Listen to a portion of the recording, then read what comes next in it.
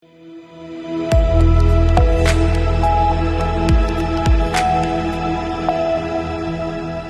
के बाद आप सभी का बहुत स्वागत है सी न्यूज़ भारत में। नमस्कार, मैं हूं रत्ना। वक्त हो गया उत्तर प्रदेश बुलेटिन का। बात होगी बलिया की, जहां सपा नेता मान सिंह सेंगर ने मौजूदा विधायक पर सवाल खड़े किए हैं। साथ ही बात होगी झांसी की, जहां 8 मई को महिला का जला हुआ शव मिलने के मामले में पुलिस ने बड़ा खुलासा किया है। ऐसी तमाम खबरों पर विस्तार से चर्चा करेंगे उत्तर प्रदेश बुलेटिन में। खबर बलिया से है, जहां रसड़ा की राजनीति में आज गर्माहट तब देखी गई जब सपा नेता मान सिंह सेंगर ने क्षेत्रीय विकास और मौजूदा विधायक पर तीखे सवाल खड़े किए। आपको बता दें, सेंगर ने स्वास्थ्य और शिक्षा क्षेत्र में प्रशासनिक उदासीनता, बेरोजगारी और बंद पड़ी चीनी मिल को लेकर चिंता जताई। उन्होंने पूछा कि अगर विधायक बड़े सड़कों के ठेके के पास करवा सकते हैं तो बंद चीनी मिल क्यों नहीं चला सकते और अस्पताल क्यों नहीं बनवा सकते। अंत में सेंगर ने विधायक के स्वास्थ्य के प्रति चिंता जताई और शीघ्र स्वस्थ होने की कामना भी की।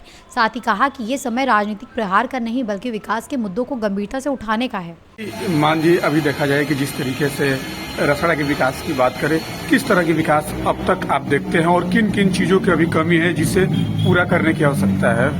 रसड़ा में सबसे बड़ी जो समस्या है, यहाँ पे स्वास्थ्य की समस्या है। रसड़ा के अस्पतालों की हालत बहुत जर्जर है। रसड़ा विधानसभा में जितने सीएससी और पीएचसी हैं, वहाँ पे इवन कुत्ता काटने तक की दवा उपलब्ध समय से नहीं रहती है। लोग परेशान हो जाते हैं। महिला डॉक्टर ना होने की वजह से लोग परेशान रहते हैं। यहाँ पे अस्पताल में आपको एक्सरे कराना हो तो हमेशा जो है बिजली गायब होने या जनरेटर खराब होने या मशीन खराब होने के जो है आपको कारण जो है डॉक्टर्स यहाँ पे बताते नजर आएंगे। यहाँ पे अगर कोई आपको गंभीर बीमारी हो जाए, चोट लग जाए, हाथ टूट जाए, पैर टूट जाए, तो आप सरकारी अस्पताल में जा करके अपनी जान जोखिम में डालने का काम करेंगे। और रसड़ा के जनप्रतिनिधि इस बात का कतई ध्यान नहीं रखते। इलेक्शन आने के समय वो जो है लगते हैं बड़ी बड़ी बातें करने कि मैं अस्पताल बनवा दूंगा, अपने खर्चे से सारी चीज़ें करा दूंगा, लेकिन वो जमीन पर होता दिखाई नहीं देता। दूसरा जो सबसे बड़ी समस्या है यहाँ पे एजुकेशन की। रसड़ा में कोई भी ढंग का कोई टेक्निकल कॉलेज नहीं है, जो कि यहाँ की जनप्रतिनिधि की रिस्पॉन्सिबिलिटी है। यहाँ पे कोई पॉलिटेक्निक कॉलेज नहीं है। यहाँ पे अगर लड़का कॉमर्स की पढ़ाई करना चाहे, बीकॉम करना चाहे, बीएससी करना चाहे किसी गवर्नमेंट कॉलेज से, यहाँ पे किसी प्रकार का कोई गवर्नमेंट पीजी का या ग्रेजुएशन का कोई कॉलेज नहीं है जहाँ से टेक्निकल पढ़ाई कर सके या वो बीकॉम कर सके या बीएससी कर सके। और तीसरी जो सबसे बड़ी समस्या है यहाँ पे बेरोजगारी की। यहाँ पे रोजगार का एक बहुत बड़ा साधन यहाँ पे चीनी मिल था, जो कि पिछले कई सालों से बंद पड़ा है।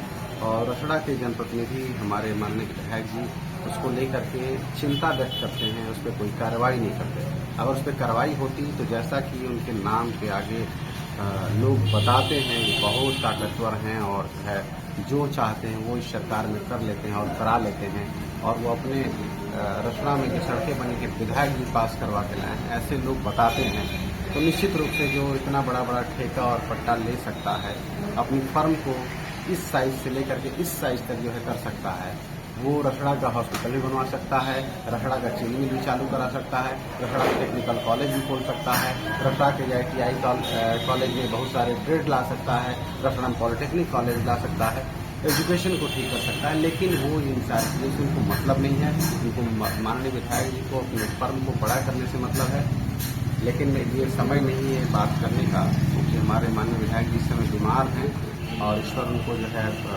शीघ्र स्वस्थ करे, हमारी शुभकामनाएं हैं। और वो पूरे स्वस्थ होकर के पूरी ताकत और तथा के साथ आएँ और विधानसभा चुनाव जो है लड़ें, और उसमें उनको जो है इस बार ईश्वर की कृपा रही तो दिखाया जाएगा कि उन्होंने क्या विकास किया है, उसका क्या परिणाम जो है 2027 में सामने आएगा। अगर 2027 में आपको अगर अखिलेश यादव आपको चांस देते हैं जी, तो क्या क्या आपके मन में है जो आप पूरा कर सकते हैं? मैंने जो बताया 3 प्रमुख चीज़ें, हेल्थ, एजुकेशन और एम्प्लॉयमेंट, इस पे काम करने की आवश्यकता है रसड़ा में, जो हम लोग बहुत पीछे। रसड़ा में किसी को अगर जॉब रसड़ा में खोजने जाएगा तो किसी दुकान पर कपड़ा फोल्ड करने का काम हो सकता है मिल जाए, या किसी के दुकान पे सामान इधर उधर से हटाने का काम मिल जाए। इसके अलावा रसड़ा में कोई रोजगार नहीं है और इसको लेकर के रसड़ा में काम करने की बहुत जरूरत है। बलिया से सी न्यूज़ संवाददाता आनंद दुबे की रिपोर्ट। खबर झांसी से है, जहां उल्दन थाना क्षेत्र में 8 मई को महिला का जला हुआ शव मिलने के मामले में पुलिस ने बड़ा खुलासा किया है। जांच में पता चला कि ये वारदात मृतका के भतीजे प्रमोद कुशवाहा ने अंजाम दी थी, जिसे हिरासत में ले लिया गया है। पूछताछ में चाची भतीजे का रिश्ता सामने आया और ये भी खुलासा हुआ कि दोनों पूर्व में करीब 2 साल जेल में रह चुके थे। शुरुआती जाँच में मृतका द्वारा लगातार पैसों की मांग की जा रही थी और घटनास्थल से शराब की बोतलें एवं अन्य संदिग्ध सामग्री बरामद हुई हैं। वरिष्ठ पुलिस अधीक्षक के निर्देश पर गठित 2 विशेष टीमें हर पहलू पर गहन पूछताछ कर रही हैं, ताकि हत्या की असली वजह और पूरे घटनाक्रम की कड़ियां जोड़ी जा सके। फिलहाल पुलिस की कार्रवाई और विधिक प्रक्रिया जारी है। दिनांक 8 में थाना उल्दन क्षेत्र के अंतर्गत एक महिला का जला हुआ शव बरामद हुआ है। तत्समय से ही शव की शिनाख्त तथा घटना के खुलासे के लिए वरिष्ठ पुलिस अधीक्षक महोदय के निर्देशन में 2 टीमें गठित हैं। इसी क्रम में मृतका की शिनाख्त राजकुमार कुशवाहा उम्र लगभग 49 वर्ष के रूप में हुई है और आरोपी प्रमोद कुशवाहा सन ऑफ दुर्गा प्रसाद कुशवाहा निवासी बंगरा उल्दन को भी हिरासत में लेकर पुलिस द्वारा पूछताछ की जा रही है। प्राथमिक पूछताछ में आरोपी द्वारा बताई गई बातों के आधार पर जो तथ्य संज्ञान में आए हैं वे इस प्रकार हैं कि आरोपी और मृतका ये दोनों ही बरुआ सागर क्षेत्र में 2022 में एक हत्या की घटना में आरोपी थे तथा उसी अभियोग में पैरवी के लिए मृतका द्वारा आरोपी प्रमोद कुशवाहा पर लगातार पैसों की मांग की जा रही थी। पैसों की मांग से तंग आकर आरोपी प्रमोद कुशवाहा द्वारा उक्त घटना कारित की गई है। मृतका राजकुमार कुशवाहा तथा आरोपी प्रमोद कुशवाहा रिश्ते में चाची भतीजा का रिश्ता है इन दोनों के बीच में। अभी आरोपी से गहनता से पूछताछ जारी है। जो भी तथ्य और संज्ञान में आएंगे उनको आगे अवगत करा दिया जाएगा। फिलहाल प्रकरण में आवश्यक विधिक प्रक्रिया पूर्ण की जा रही है। झांसी से सीनियर संवाददाता धीरेन्द्र सोनी की रिपोर्ट। खबर संभल से है, जहां बजोई क्षेत्र के केसरपुर रसेटा गांव में 3 दिन से लापता सत्यपाल का शव आज सुबह तालाब में मिलने से पूरे इलाके में सनसनी मच गई। मृतक सत्यपाल खेती किसानी कर अपने परिवार का पालन पोषण करता था। परिजन और ग्रामीण उसकी लगातार तलाश में जुटे हुए थे, लेकिन कोई भी सुराग नहीं मिला। सुबह तालाब पर पहुंचे लोगों ने शव देखा और देखते ही देखते भारी भीड़ वहां इकट्ठा हो गई। सूचना मिलते ही परिजन और पुलिस मौके पर पहुंचे। परिवार में जमकर कोहराम मच गया और पत्नी देवा समेत सभी सदमे में हैं। संभल पुलिस ने शव को कब्जे में लेकर जांच शुरू कर दी है और आसपास के लोगों से पूछताछ कर रही है, ताकि ये पता लगाया जा सके कि ये हादसा है या आत्महत्या या हत्या। गांव में घटना के बाद मातम और दहशत का माहौल बना हुआ है और सभी की निगाहें पुलिस जांच और पोस्टमार्टम रिपोर्ट पर टिकी हुई हैं। कौन सा गाँव? अच्छा, क्या मामला है आज? 7 तारीख की 8 बजे हमारे भाई घर से चले गए थे। फिर हमने बैजू थाने में एप्लीकेशन दी थी, वहाँ से हमें कोई मदद नहीं मिली थी। अच्छा, फिर प्रशासन ने क्या कहा था? प्रशासन ने यही कहा था कि हम खोज करेंगे। अच्छा, फिर उसके बाद ये था कि फिर उसके बाद डेड बॉडी मिली थी गांव के तालाब में। अच्छा, कब मिली है ये आज सुबह 9 बजे। 9 बजे। क्या नाम है आपका? राहुल। कौन सा गाँव है? रसेटा। आज जो घटना हुई है, क्या घटना हुई है? मेरे पिताजी ढेर में मिले थे। क्या नाम है आपके पिताजी का? सत्यपाल। अच्छा, और कितने दिनों से लापता थे? 7 तारीख को शाम 8:30 बजे से।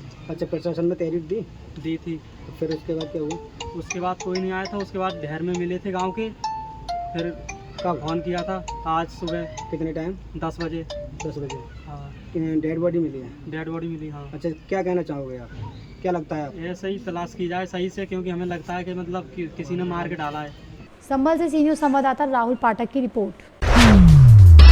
खबर वाराणसी से है, जहां प्रधानमंत्री नरेंद्र मोदी के संसदीय क्षेत्र वाराणसी के कैंट इलाके में नगर निगम प्रशासन ने अवैध अतिक्रमण के खिलाफ बड़ी कार्रवाई की। नगर निगम के उच्च अधिकारियों, नायब तहसीलदार और भारी पुलिस बल की मौजूदगी में सड़क किनारे लगी अवैध दुकानों को खाली कराया गया। कार्रवाई के दौरान कई दुकानदार अपना सामान छोड़कर मौके से फरार भी हो गए। इसके बाद नगर निगम की टीम ने छोड़े गए सामान को अपने वाहनों में जब्त कर लिया। अधिकारियों से बातचीत के दौरान बताया गया कि जब्त किए गए सामान को जुर्माना शुल्क जमा कराने के बाद संबंधित दुकानदारों को सुपुर्द किया जाएगा।